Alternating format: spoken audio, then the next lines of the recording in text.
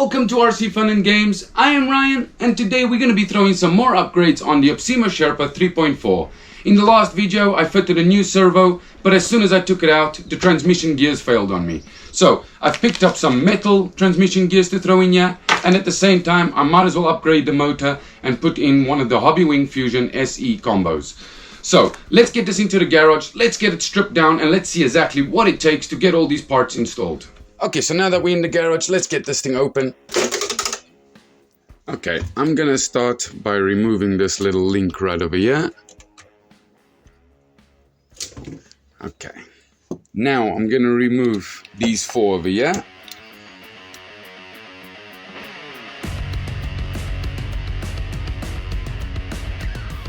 Now I'm gonna have to release this micro servo so I can get to the screw behind over there.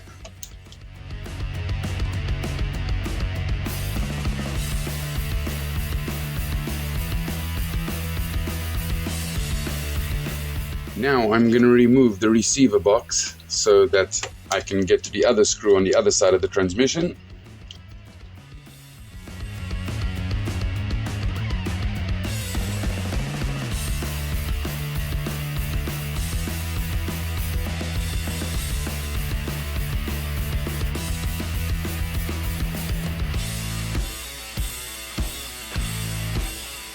Now I'm going to remove the drive shafts.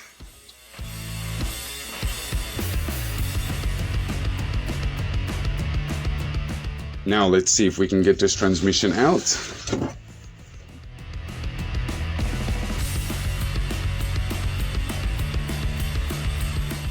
Now I'm just going to unplug the cables.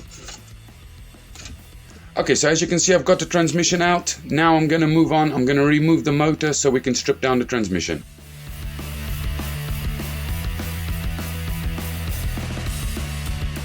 Now let's remove the motor. And as we can see, the pinion gear has got no damage and it's metal. Let's just have a look at that spur gear in there. And from what I can tell, there is no damage on that either. So let me move on. Let me start by stripping down this side of it.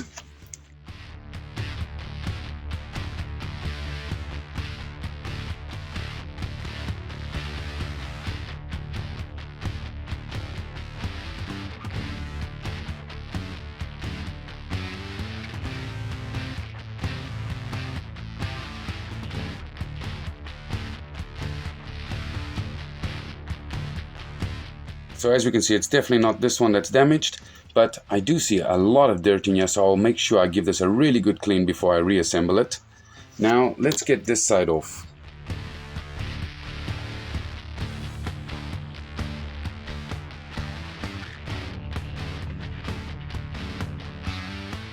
Okay, so now let's see if this piece opens up.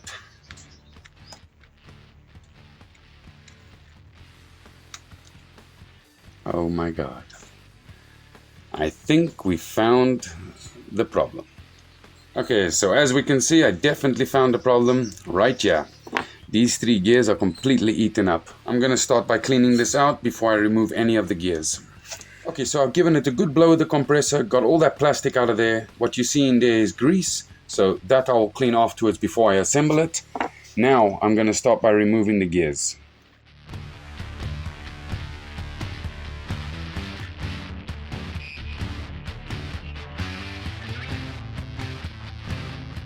Okay, so now that we've got all those gears out of our way, let's get the next screws out so we can see what the internal gears are looking like.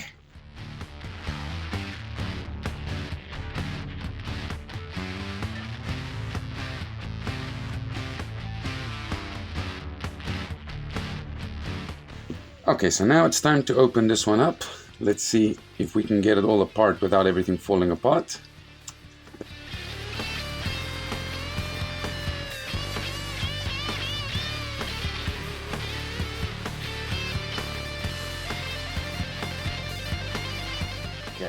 So as we can see, this is how it comes inside here.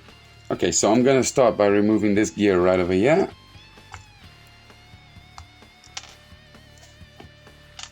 Don't lose its little shaft because you're going to need to reuse those. Okay, now I'm going to remove this shaft over here. And to remove this over here, you are going to need to loosen your slipper clutch.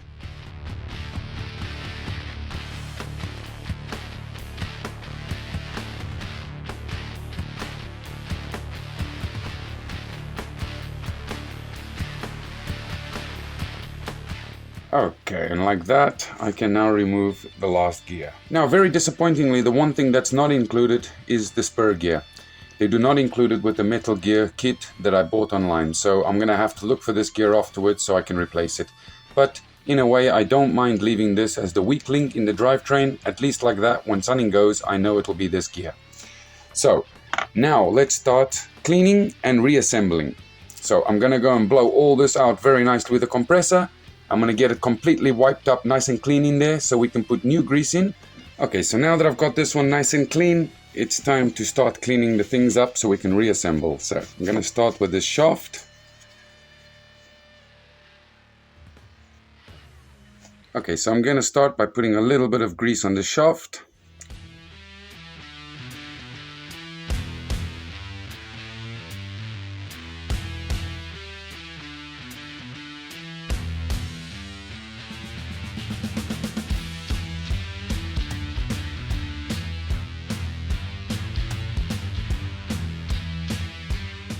Now, before I throw this one back into the housing, I'm going to put some grease on the teeth.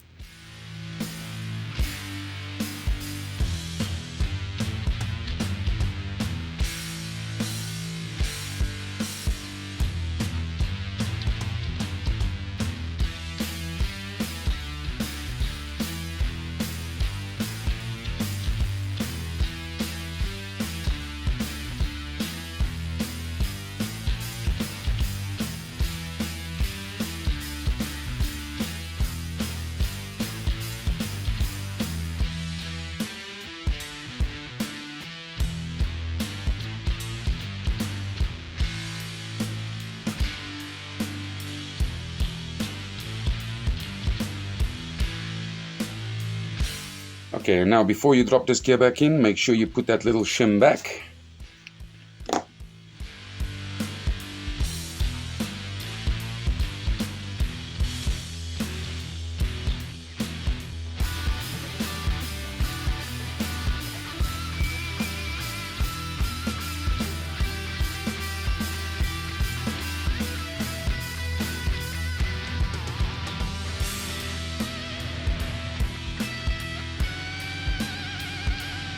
Okay, so now that we've got this over here, it's time to grab this side of the housing and get this gear out of here and everything cleaned up.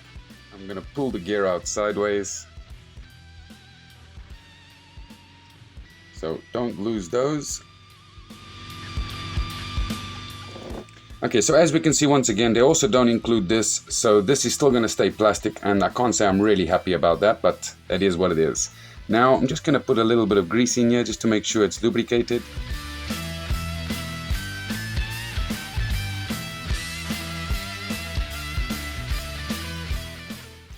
Okay, put my shim back and repeat again on the other side.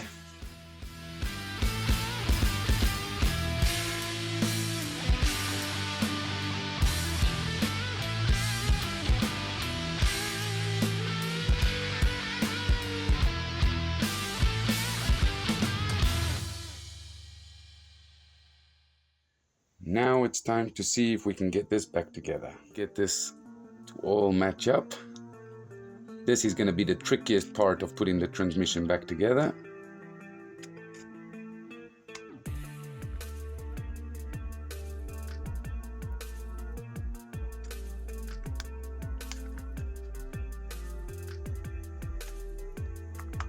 Okay, it wasn't too difficult to get it to all line up.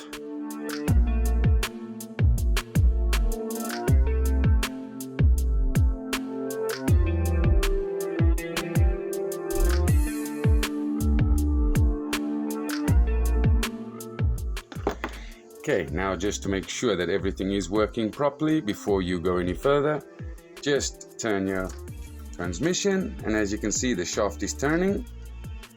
Now let's change it to second speed. Yes, it definitely changes back to first. Okay, So that definitely works. Now let's reassemble the front part over here.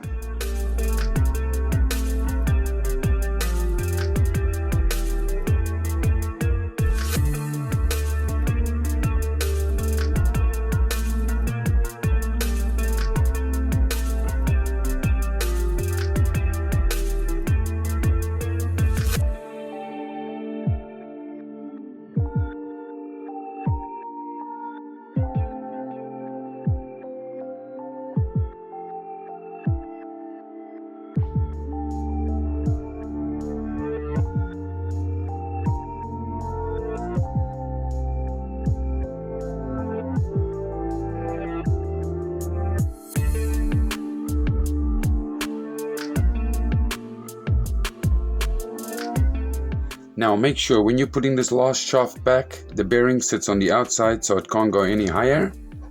That just drops into there. And now all you have to do is put the case back on, which I've already greased. Okay, now that we've got the cover on and all the grease wiped off, it's time to put our screws back. Now don't forget, this section takes 3 screws. One of them is extremely long.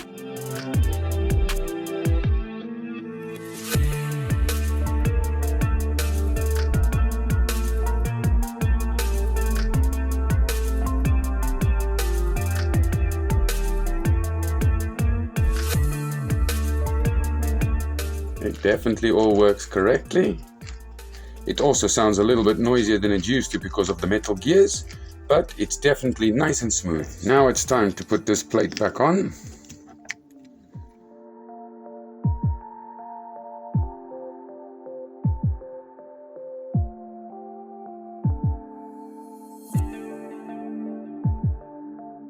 Now that we've got all that back into place, I'm just going to remove this little cover so that when I do install the motor, I can see the mesh to make sure it's right.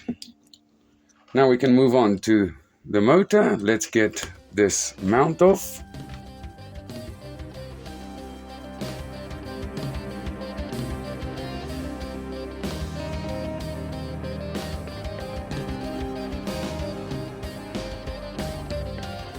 Now it's time to grab the Hobbywing Fusion. Let's get this one out so we can get it installed. And like always, this thing feels solid and like it's made out of some decent quality. Hobbywing never lets a person down. Now, I've personally never tried one of the Quicrun Fusion SEs, so this is the 540 size with the 1800 kV, and I thought this would be an awesome fit for this rig. Let's start by putting some Loctite on these screws before we put them back.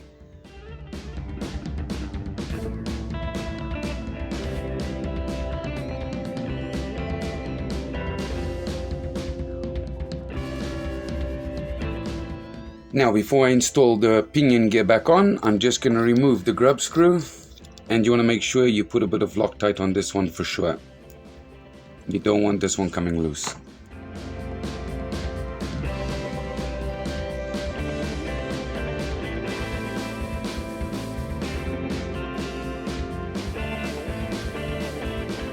So I've set it flush with the shaft and it seems to be exactly where you want it to be. Yeah, that looks perfect in there. So now it's time for us to put our screws back in and set that mesh. Now I'm going to put a bit of Loctite on these as well. Not too much.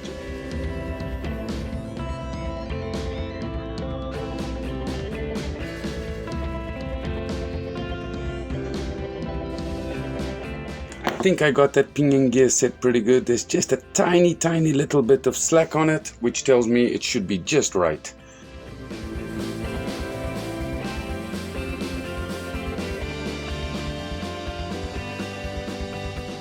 Now the only thing left to do is to get it back into the truck and of course set up the new brushless motor.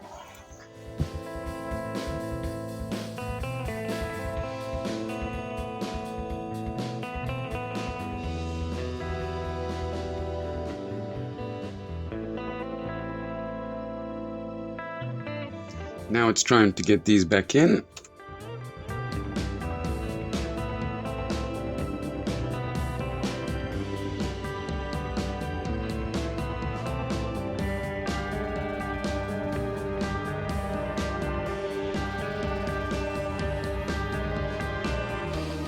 Now it's time to get those drive shafts back on.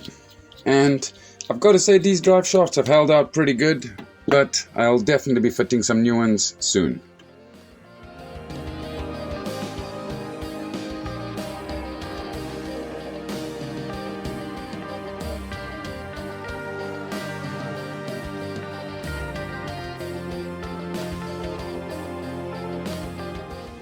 Okay, so now that we've got the drive shafts back on, it's time to put this back together.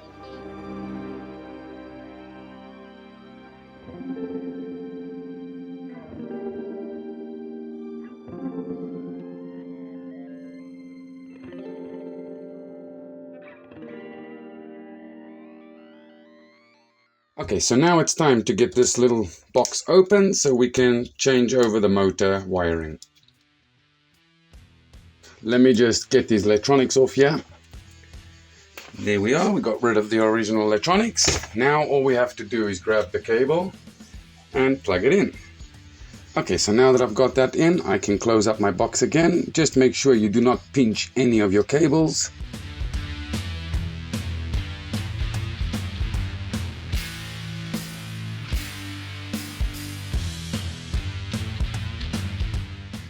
Okay, so now that we've got everything back into place, it's time to go and get a battery so I can plug it in. And of course, like that, we can also program the new motor. Okay, so now that I've got a battery in the car, it's time to connect the program card. Battery's already connected. Okay, now I'm not going to go by the one that's already on the program card. I will be using the one that was supplied with the motor. Let's start. Value 1 thingy, enable.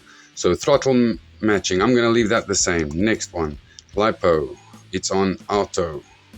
Okay, so next one, cutoff voltage 3 medium, yeah, leave it there.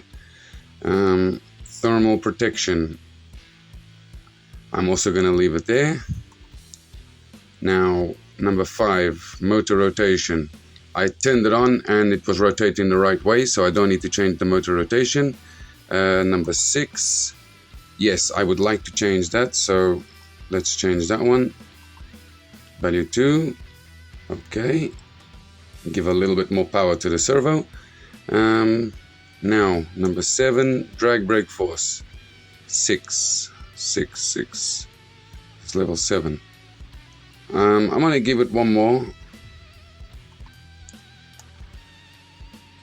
Now I go to number 8, it's drag brake rate.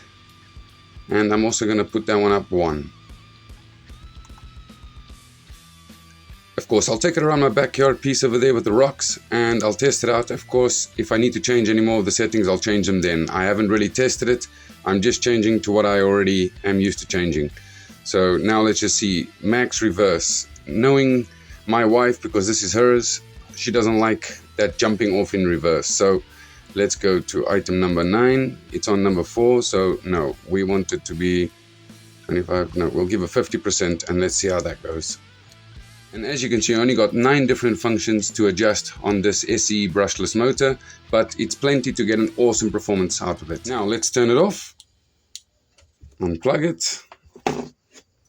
Okay, so now that I got everything programmed and everything in place, I'm going to tidy up my cables and I'm going to go outside so we can go and test it. I hope some of you find this content helpful. If you did, please don't forget to like, share and subscribe. And don't forget, if you got any questions, just use the comment section. I always try and reply at some point, even if it takes a day or two. Now all I've got to say is, until the next video, happy trails everyone.